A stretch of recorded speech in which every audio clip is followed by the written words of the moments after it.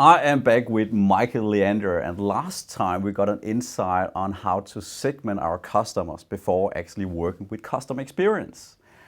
And this time, Michael, he will give us another insight, right, Michael? Yeah, I don't know if it's much of an insight. I think it's more of a reminder because deep inside, I think we know what I'm about to say is relevant to address right now. So there are a couple of things I'd like to say in this video. The first thing is to remember that an experience starts before someone becomes a customer. It actually starts in marketing. The messaging that you're delivering promises some sort of experience. So for marketers all over the world, it's very important that they think about all of their touch points, making sure that all of their touch points provides a great experience, and in the process not overpromise. We've been doing that for 50, 75 years. It's always about the biggest, the best, the cheapest, etc. And not many companies can actually deliver on that promise. But nowadays, because of the transparency of the internet, we have to be able to deliver what we promise. With that also comes the website, the e-commerce portal, the blog, the YouTube channel or the video channel, or whatever it is. That has to provide a great experience to people as well. I think people around know this, but maybe they're not investing in this. So we're building websites in a very peculiar way that doesn't really, most of the time, do a lot of good for most of the visitors.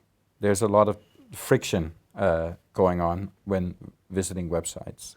And maybe to explain for the viewers about touch points and customer journey, we can give an example like if it's a car rental agency, it is, for example, when you book the car, then you meet the people at the agency and get the car. There's the support during, you have the car, and then finally when you deliver the car, right? So there are different touch points in a customer journey. Absolutely. And I'd like to mention something else. I just did that last night while watching TV. I had to book a flight to go to Lisbon, and I tried through Momondo, which is a great experience to sort of quickly narrow down which flights are available, what they cost, which airlines, and so on. But what comes after that is a pain in the butt, right? Because you come to multiple different booking agents, and most of them are not designed for really swift transactional process. Then I remember that I'm a member of Expedia.com. So I get up my tablet, I go to Expedia.com, I search Copenhagen, Lisbon, get the flight I want, which happened to be with Iberia, not the best choice, but it was a lot cheaper than TAP, and choose the flight. And because they have all of my details, all I have to do is approve the terms and conditions. They already have my card details, so only give the last 3 on the back of the card. Insert that, I won't tell you what it is, let's say XXX, and then click and boom, my flight is booked. That whole process took less than 2 minutes, right? And that is an example of making sure that the booking process is a smooth experience as well. And what if you don't have like say a travel agency, or it could also be a business to business? So is that something that can be applied to all businesses? Absolutely, but I think it will take too long to explain that right now. Maybe we can cover that in a blog post or something like that at a later date. But it really is about understanding why people, for example, come to your website, right? And there's not one reason for that, but there are probably 5 or max 10 primary reasons why people come to a website.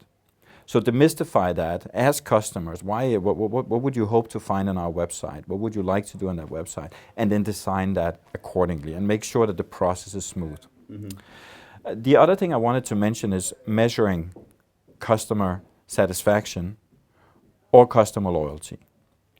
I think it's something every business should be doing right now. I think all of us have really, really satisfied and loyal customers. All of us have people who are indifferent, so they couldn't really care less whether they got that service or product from us or from somebody else. But convenience rules, so they ordered from us last time, so they'll do it again. But they don't really have any feelings. And then we have the dissatisfied people who felt that we promised them something and was not able to deliver. Or it could be other aspects, even on a personal level, that they were dealing with a sales rep or a customer service rep or whatever it may be that they just don't like. And I think that happens a lot as well. So I think measuring customer satisfaction and or customer loyalty on an ongoing basis, not this crap once a year, every 2 years in a big fat report. Who cares about that? It's not actionable. Measuring customer loyalty has to be actionable. And what that means is if somebody scores low, you have to react on that immediately. And I think this is really, really important in the times we're living in, that we're constantly measuring, that it becomes addressable. What that means is that it's not an anonymous score. That means I know exactly what Christian from RelationWise thinks about my service. And if you're not happy, I'll need to have an action plan. If you're happy, I might need to have an action plan as well, and somehow reach out to you and say, we're so happy that you like our service and blah, blah, blah. Yeah, I believe the yearly surveys, they are dead, you know. It's pretty much, you know, going to a seminar, you're very excited about it, and what happens a few days after? Nothing. We forget most of it, right? Yeah, exactly. So doing it in real time. Maybe we should try to summarize the insight here. It's about creating the customer journey, figuring out, you know, what's the touch points our customers are going through, and then try to find out, can we actually deliver on each and every touch point? Right, maybe not each and every touch point. I would advise to sort of cut that elephant into many different pieces, because it's said that many companies have 240 touch points. So when you start counting it up, it's a lot, right? And you can obviously not address all of those. So I would break it into a number of phases, starting with the most obvious ones. So that's all of the I call them belly-to-belly contact points or touch points, but I guess other people call that face-to-face. And then the online world as well. Maybe start with that, and then as you dive in and look at what other touch points do we have that are significant to our customers, and then one by one sort of go through them and try to improve, and above all, make sure it's a uniform experience. Totally agree. So we encourage you guys to do a customer journey map. Please make it easy. Maybe just 4 touch points is enough. If it's too complicated, well, then it's not good enough. You've definitely done something wrong. So try to simplify it.